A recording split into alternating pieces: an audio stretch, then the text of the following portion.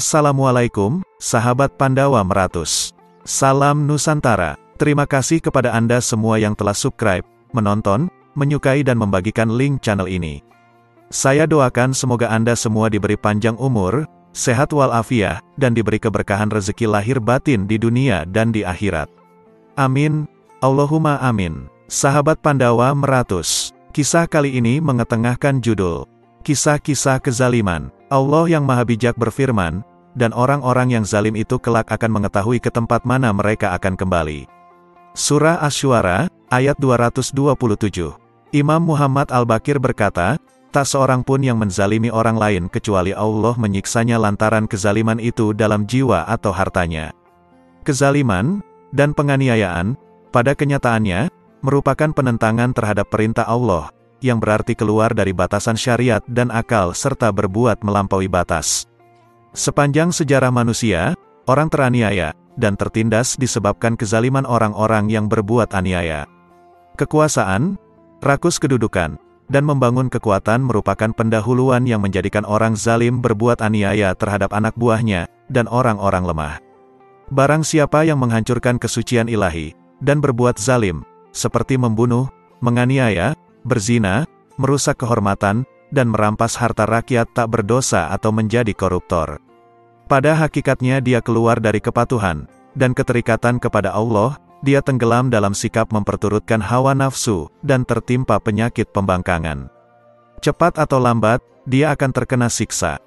Kisah pertama, kezaliman Raja Dasanah. Dahulu, ada seorang raja di Suriah bernama Dasanah yang tidak percaya pada keberadaan Tuhan, dan menyembah berhala. Allah mengutus Nabi Jarjis kepada Raja Dasanah dengan membawa ajaran ilahi. Nabi Jarjis menasihatinya, dan mengajaknya menyembah Allah. Namun, dalam jawabannya dia berkata, berasal dari kota manakah Anda? Nabi Jarjis, salawat, dan salam atasnya, berkata, saya berasal dari Romawi, dan tinggal di Palestina. Kemudian, Raja Dasanah menyuruh prajuritnya untuk menangkap Nabi Jarjis, dan melukai tubuhnya dengan sisir besi, sehingga kulit tubuhnya terkelupas. Setelah itu, mereka menuangkan air cuka ke tubuhnya. Mereka menancapkan paku besi panas pada paha, telapak tangan, dan lutut Nabi Jarjis. Akhirnya, mereka menancapkan paku besi panas itu di atas kepalanya hingga tewas. Allah mengutus malaikat kepada Nabi Jarjis yang mengatakan, Allah berfirman, bersabarlah, dan berbahagialah. Janganlah engkau takut, sebab aku bersamamu, dan pasti menyelamatkanmu dari kejahatan mereka. Mereka akan membunuhmu sebanyak 4 kali. Akan tetapi, aku akan menghilangkan rasa sakit dan penderitaanmu. Untuk kedua kalinya, Raja Dasanah menyiksa dan memenjarakan Nabi Jarjis. Raja memberikan perintah untuk mengumpulkan seluruh dukun dan tukang sihir di penjuru negeri, agar mereka menyihir Nabi tersebut. Akan tetapi, kejahatan sihir tidak berpengaruh baginya. Kemudian mereka memaksanya minum racun mematikan. Dengan membaca basmalah, racun tersebut tidak membahayakan nyawanya. Tukang sihir itu mengatakan, apabila saya meminumkan racun ini kepada seluruh penduduk bumi, niscaya mereka semua binasa, tubuh mereka akan berubah, dan penglihatan mereka menjadi buta. Akhirnya, tukang sihir itu bertaubat dari perbuatannya lalu menyatakan keimanannya kepada Nabi Jarjis. Raja kemudian membunuh tukang sihir itu yang baru saja menyatakan keimanannya kepada Allah. Untuk kesekian kalinya, Nabi Jarjis dimasukkan ke dalam penjara. Raja Dasanah mengeluarkan perintah untuk mencincang tubuhnya menjadi beberapa bagian, dan melemparkannya ke dalam sebuah sumur. Demi menyadarkan kezaliman Raja Dasanah, Allah mengirimkan petir, dan gempa yang melanda negeri itu. Namun, Raja kejam itu tidak pernah sadar dari kezalimannya. Allah mengutus malaikat Mikail agar dia mengeluarkan Nabi Jarjis dari dasar sumur.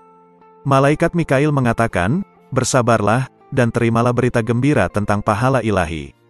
Kembali Nabi Jarjis mendatangi Raja Dasanah, dan mengajaknya untuk menyembah Allah, namun dia tetap tidak menerima ajakannya. Akan tetapi, Panglima Kerajaan, dan 4.000 orang beriman kepada Nabi Jarjis. Raja mengeluarkan perintah agar mereka semua dibunuh. Kali ini, Raja Dasanah menangkap Nabi Jarjis, dan melemparkannya ke dalam api agar terbakar.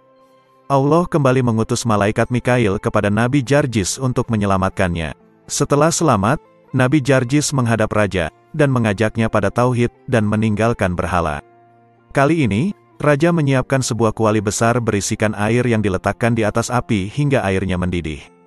Kemudian Raja Dazanah memerintahkan untuk melemparkan Nabi Jarjis ke dalam kuali tersebut.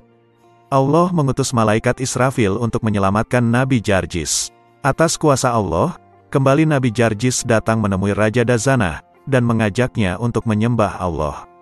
Raja Dazanah memerintahkan agar semua orang berkumpul di padang pasir guna membunuh Nabi Jarjis. Suara teriakan Nabi Jarjis terdengar lantang. Beliau menghadapi semua cobaan ini dengan kesabaran dan keteguhan hati. Tatkala mereka memenggal kepala Nabi Jarjis dan membunuhnya, seketika itu pula semua orang tertimpa siksa pedih dari Allah. Kisah kedua, bekerja untuk orang-orang zalim. Seseorang bernama Muhajir mengisahkan, saya pergi menemui Imam Ja'far As-Shadiq, dan mengatakan, Fulan dan Fulan menyampaikan salam kepada Anda. Imam Ja'far berkata, semoga kesejahteraan dilimpahkan kepada mereka. Saya mengatakan, mereka juga mohon doa dari Anda. Beliau bertanya, persoalan apa yang mereka alami? Saya mengatakan, Mansur Ad-Dawaniki menjebloskan mereka ke dalam penjara. Beliau bertanya, apa urusan mereka dengan Mansur? Saya mengatakan, mereka bekerja untuk Mansur. Suatu ketika Mansur marah dan memenjarakan mereka. Beliau mengatakan, bukankah saya telah melarang mereka membantu Mansur, pemerintahan zalim? Pekerjaan membantu orang zalim menyebabkan seseorang masuk neraka. Kemudian beliau berdoa, ya Allah, jagalah mara bahaya dari mereka dan selamatkanlah mereka. Muhajir kembali mengisahkan, saya pulang dari Mekah, dan bertanya kepada teman-teman perihal keadaan mereka yang berada di penjara. Mereka mengabarkan pada saya, mereka telah dibebaskan. Sesuai tanggal, mereka dibebaskan 3 hari setelah doa Imam Ja'far. Kisah ketiga, Kishash. Suatu hari, Nabi Musa melewati suatu tempat, dan sampai pada suatu mata air di sisi gunung. Beliau berwudu dari mata air tersebut, dan pergi ke puncak gunung untuk mendirikan salat. Pada saat itulah, tiba-tiba datang seorang penunggang kuda. Penunggang kuda itu turun dari kudanya untuk minum dari mata air pegunungan. Tatkala pergi, dia melupakan sekantong uang miliknya, dan tertinggal di sana. Setelah penunggang kuda itu pergi, seorang penggembala sampai di tempat itu, dan melihat sekantung uang. Kemudian dia mengambilnya, dan pergi.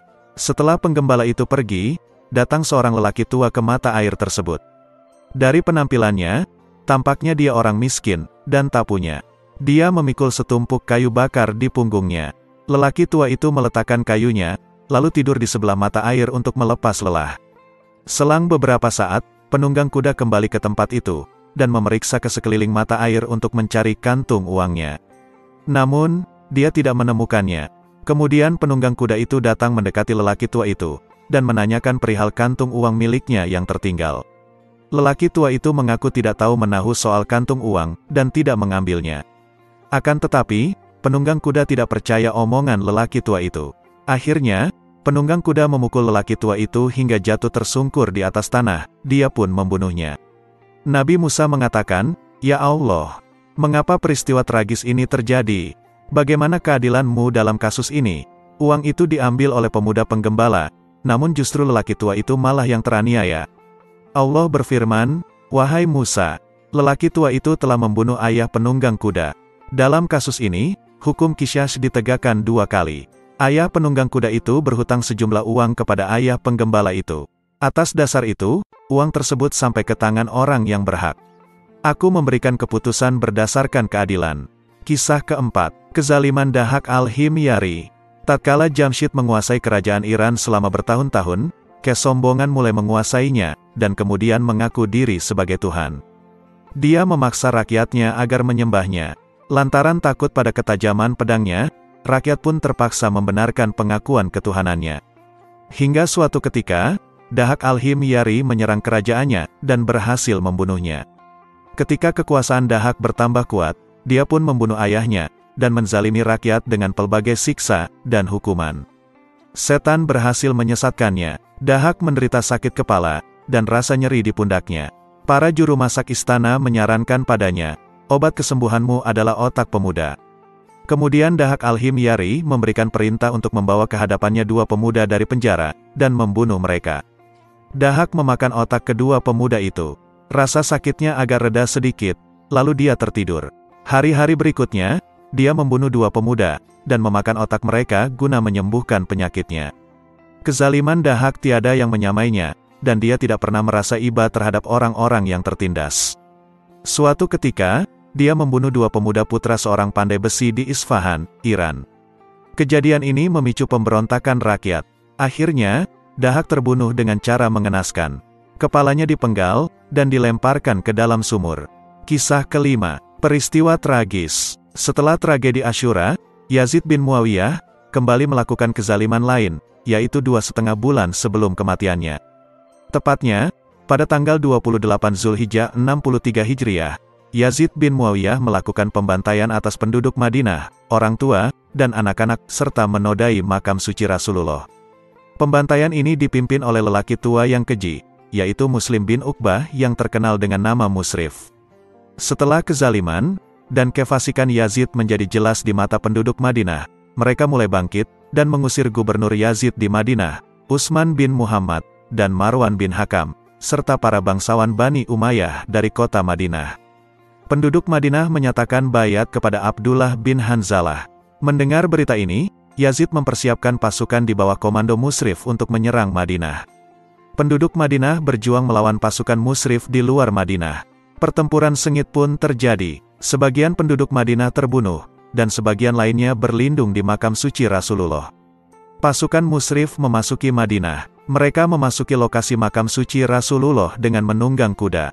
Begitu banyak penduduk Madinah yang terbunuh, sehingga masjid dan makam suci Rasulullah banjir darah. Jumlah yang terbunuh mencapai 11.000 orang. Di antara kekejian dan kejahatan mereka antara lain, salah seorang prajurit Suriah memasuki rumah seorang wanita Ansar yang baru saja melahirkan. Wanita itu memeluk erat bayinya di dadanya. Prajurit itu mengatakan, "Serahkan hartamu kepadaku." Dengan ketakutan, wanita itu mengatakan, "Demi Allah, kami tidak memiliki harta apapun untuk diserahkan kepadamu." Prajurit itu mengatakan, "Aku akan membunuhmu, dan bayimu ini." Wanita itu berkata, "Anak ini putra Ubay Kabsah al-Ansari, seorang sahabat Nabi." Takutlah kepada Allah. Prajurit Suriah yang kejam itu, tiba-tiba menarik kaki bayi yang sedang menyusu pada ibunya, dan melemparkannya ke tembok, hingga otaknya berhamburan di atas tanah. Tatkala penduduk Madinah banyak terbunuh, mereka yang masih hidup terpaksa membayat Yazid, kecuali 2 orang, yaitu Imam Ali Zainal Abidin, dan Ali bin Abdullah bin Abbas. Imam Sajjad membaca doa, dan datang menghadap Musrif. Tatkala melihat kedatangan Imam Sajjad, Musrif ketakutan, dan mengurungkan niatnya untuk membunuh beliau. Semoga Tuhan yang Maha memelihara kita dari berbuat zalim kepada diri sendiri ataupun makhluknya.